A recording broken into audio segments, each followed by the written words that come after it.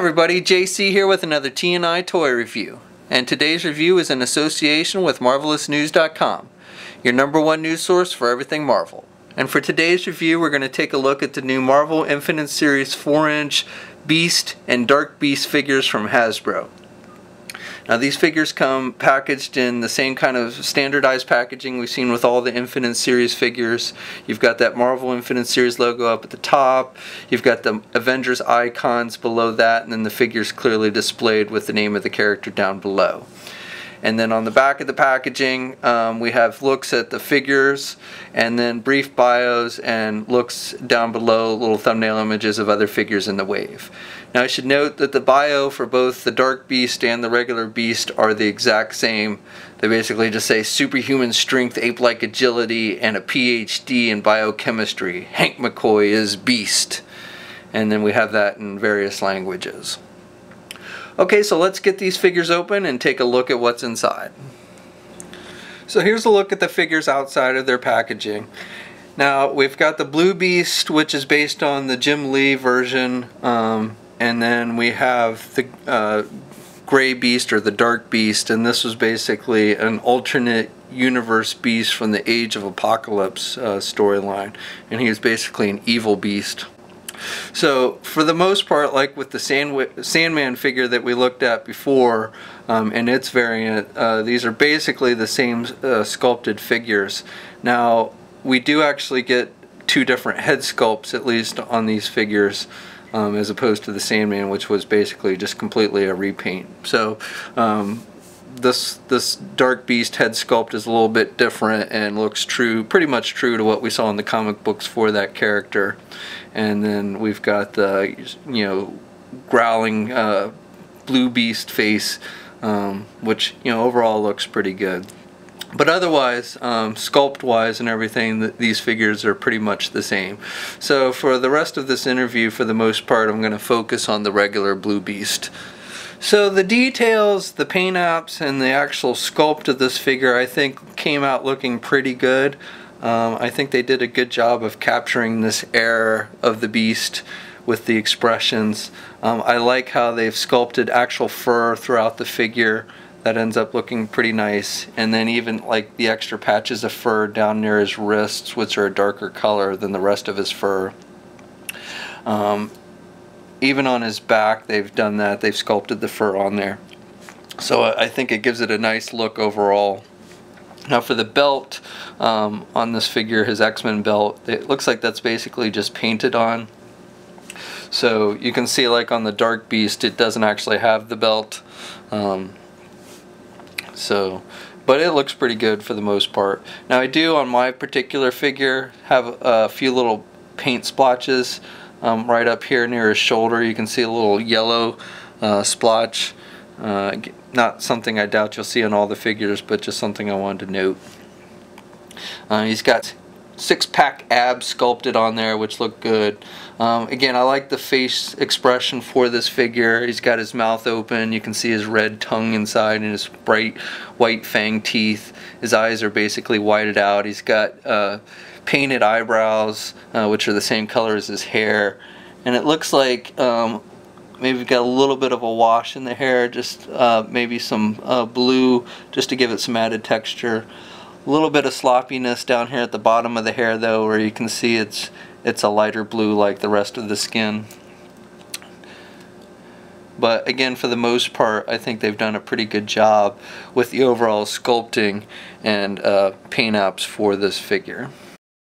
And then just real quick on the Dark Beast figure, again, basically the same kind of sculpting with the fur and everything, which, again, looks pretty good.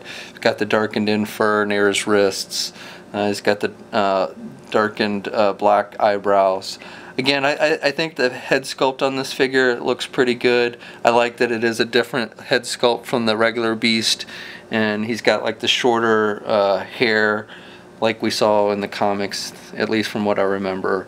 And he's got lighter blue trunks.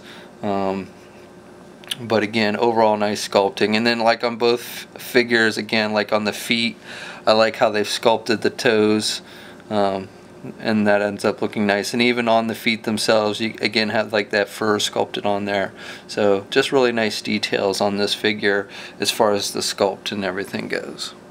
So the figure stands at about 4.5 inches tall. So he's a nice height.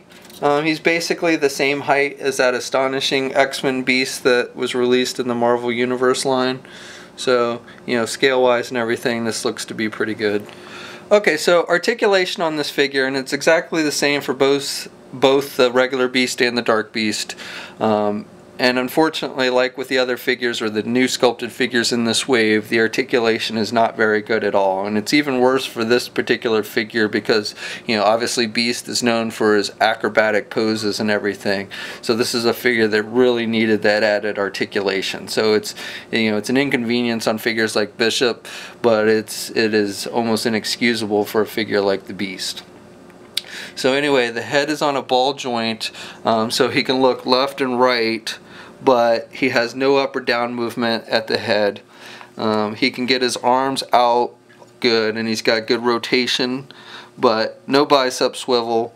Single hinged elbow, so he can bend his elbow about that much. He does have the swivel at the elbow, but no wrist articulation, no hinges, so you can't move the hands to get him into any kind of good handstanding poses or anything. There's no midsection articulation, no waist swivel of any kind, so you know, nothing in there in the midsection to be able to get him in, like, you know, flipping poses or anything. He does have the ball joints for the legs. He can do the splits about that much, and he can get his leg forward about that much. And then back about that much, out and back. There's no thigh swivel. There is the double jointed knees, so he's got good bending at the knees, and then he does have the ankle pivot, so he's got good movement at the ankles, and 2 peg holes on the bottom of his feet. Now, one thing I noticed though with the peg holes is it looks like they've changed the size of the peg holes on these newer figures. So like if you use those older figure stands that they used to come with the Marvel Universe figures, they don't work as well. You can kind of get them in there, but for the most part they just kind of fall. They don't stick in nearly as well. I guess the holes aren't as deep as they used to be. So again, you can kind of get it on there, but they really just don't work as well as they used to.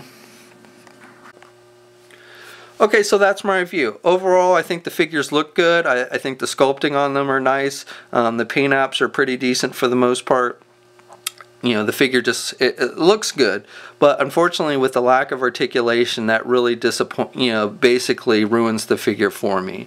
I don't know how many of you are continuing to collect this line. In fact, I'd love to hear from you in the comment section if you've been collecting Marvel Universe / Infinite Series figures up until this point.